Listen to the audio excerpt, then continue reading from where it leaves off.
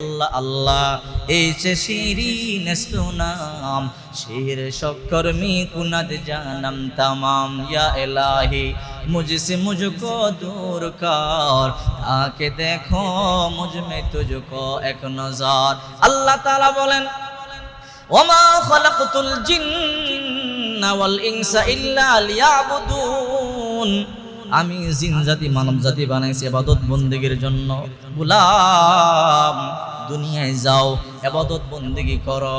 ওয়ামান আরাদা আন যিকরি ফা ইন্না লাহু মাঈশাতান দনকা ওয়া নাহশুরুহু ইয়াউমাল কিয়ামাতি আমা। যে ব্যক্তি আমার জিকির থেকে মুখ ফিরায় নিবে, অর্থাৎ জিকির শব্দের অর্থ হইল নামাজ। আল্লাহ তাআলা বলেন ওয়ামান আরাদা আন যিকরি ফা ইন্না লাহু মাঈশাতান দনকা। যে ব্যক্তি আমার জিকির থেকে মুখ ফিরায় নিবে, নামাজ পড়বে না, আমার কুদরতি কদমে সাজদা দিবে না, আমি তার রিজিক কমায়া দেব, রিজিক সংকীর্ণ করে দেব। এর আরেকজন ব্যাখ্যা করেছেন তাফসীরে, অথবা দুনিয়ার রিজিক সংকীর্ণ করে দিবে, অথবা কবরকে আল্লাহ তাআলা তার জন্য সংকীর্ণ করে দিবে। ওয়া নাহশুরুহু ইয়াউমাল কিয়ামাতি আমা। আর কিয়ামতের ময়দানে আল্লাহ তাআলা অন্ধ বানাইয়া উঠাবে। যখন অন্ধ বানাইয়া দিবে, আল্লাহ তাআলা ডাকবে, সে চোখে দেখবে না, অন্ধ হয়ে যাবে। সে বলবে আল্লাহ দুনিয়ায় চক্ষু দিছিলেন, বাজারও গেছিলাম, বাজার করেছিলাম, খেলাধুলা করেছিলাম, এই চক্ষু দিয়া ঘোরাফেরা করেছিলাম, আজকে অন্ধ বানাইলা কেন? আল্লাহ তাআলা বলবে তুমি নিয়ামতের শুকরিয়া আদায় করো নাই। দুনিয়ার মধ্যে নাক দিছিলাম, কান দিছিলাম, চক্ষু দিছিলাম, তোমাকে মস্তিষ্ক দিছিলাম, এত সুন্দর সুন্দর নিয়ামত দেওয়ার পর ইবাদত বندگی করো নাই, শুকরিয়া আদায় করো নাই, সাজদায় গিয়া সুবহান রাব্বিয়াল আলা বলো নাই।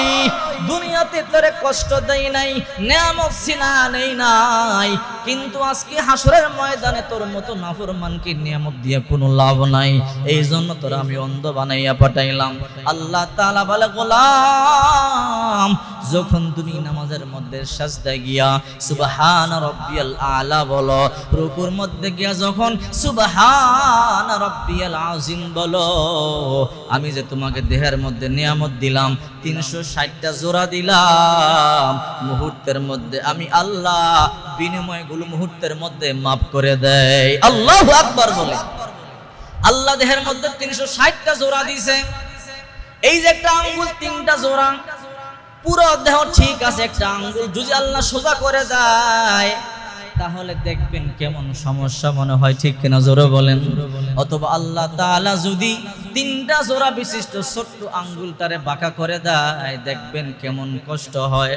আল্লাহ তাআলা বলে গোলাম মাথা থেকে পা পর্যন্ত 3টা জোড়া আছে, আরবিতে মাফাসিল বলে, মাফসুলের বহু বচন মাফাসিল, অর্থাৎ জোড়া জোড়া, 360টা জোড়া দিছি।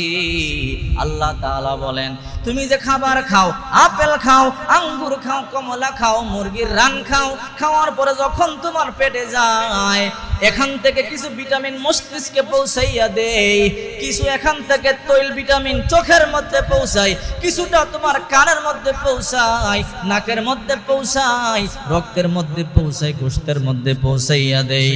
এরপরে যেটা বেশি থাকে, যেটা অতিরিক্ত থাকে, ওইটা তোমার আমি ডাস্টবিনের মধ্যে আবার পাস করে দেয়, ঠিক কিনা জোরে বলে। সেফটি ট্যাঙ্কির মধ্যে পৌঁছাইয়া দেয়, বাথরুমের রাস্তার মধ্যে পৌঁছাকে তুমি আমি পৌঁছাইয়া দেই, প্রস্রাবের রাস্তার মধ্যে পৌঁছাইয়া দেই।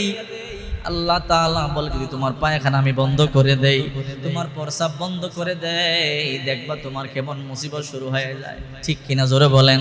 পায়খানা যখন চাপ দেয়, যতক্ষণ পর্যন্ত পায়খানা না করবেন অস্বস্তিকর ভাব যাবে না, প্রস্রাবের থলির মধ্যে প্রস্রাব জমা হয়ে গেলে টনটন শুরু হয়ে যায়, যতক্ষণ পর্যন্ত আপনি প্রস্রাব খালাস না করবেন শান্তি লাগবে না। এই জন্য আল্লাহর হাবিব বলেন তুমি যখন বাথরুমে যাও তখন দোয়া পড়বা, আল্লাহুম্মা ইন্নী আউযু বিকা মিনাল খুবুসি ওয়াল খাবাইস। হে আল্লাহ খারাপ খবিস জিন থেকে আমার হেফাজত করো, শয়তান থেকে হেফাজত করো। আল্লাহর হাবিব সাল্লাল্লাহু আলাইহি ওয়াসাল্লাম বলেন আশ-শাইতানু জাসিমুন আলা কলবি বানি আদম। প্রত্যেকের সাথে শয়তান আছে, আল্লাহর হাবিবকে সাহাবায়ে কেরাম বলেন, নবী আপনার সাথেও কি শয়তান আছে? বলে হ্যাঁ, আমার সাথে একজন আছে, কিন্তু আমারটা আমার ভক্ত হয়ে গেছে, আমারটা আমার তাবে হয়ে গেছে, আমি যা বলি সে তাই শুনে তাই করে। নবী আমাদের সাথে সবার সাথে আছে? বলে হ্যাঁ। আল্লাহর হাবিব বলেন, যখন বাথরুমের মধ্যে যায় শয়তান লজ্জা স্থান নিয়ে খেলাধুলা করে, মজা করে, আনন্দ করে। এই জন্য আল্লাহর হাবিব বলেন, যখন তোমরা দোয়া পড়বা, আল্লাহুম্মা ইন্নী আউযু বিকা মিনাল খুবুসি ওয়াল খাবাইস, 10 মিনিট 15 মিনিট 5 মিনিট বাথরুমের মধ্যে থাকবা, আল্লাহ তাআলা শয়তানের চোখের মধ্যে আল্লাহ একটা পর্দা ফেলে দেয়, যতক্ষণ পর্যন্ত বাথরুমে থাকবা শয়তান তোমার ডিস্টার্ব করবে না। আল্লাহু আকবার বলেন। শয়তান চোখে দেখে না, অন্ধ হয়ে যায়। আবার যখন 10 মিনিট পরে তোমার বাথরুম খালাস হয়ে যাবে, তুমি যখন বের হইবা দোয়া পড়বা, গুফরানাক আলহামদুলিল্লাহিল্লাযী আযহাবা আন্নিল আযা ওয়া আফানি, গুফরানাক আল্লাহ আমারে maaf করে দেন। এই কথা কেন বলবা? 10 মিনিট বাথরুমের মধ্যে ছিলা, জিকির করতে পারো নাই, কোরআন তেলাওয়াত করতে পারো নাই, তাসবিহ আদায় করতে পারো নাই। ও আল্লাহ, এই 10টা মিনিট আপনার ইবাদত বندگی আমি করতে পারি না, এই জন্য আপনি আমারে maaf করে দেন।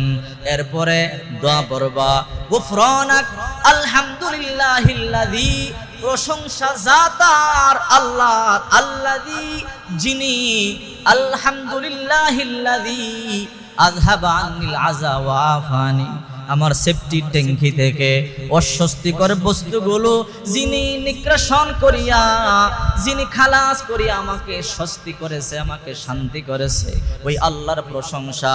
এই কথা সব গুনাহগুলোকে maaf করে দিলাম। আল্লাহু আকবার। আল্লাহ বলে, ইবাদত বندگی কেন করবি না রে গোলাম? এত মোহাব্বত তোমারে করি, এত ভালো আমি তোমারে বাসি। এই জন্যই তো আল্লাহ তাআলা বলেন, ওয়ালা যিকরুল্লাহি আকবার ওয়াল্লাহু ইয়ালামু মা তাসনা।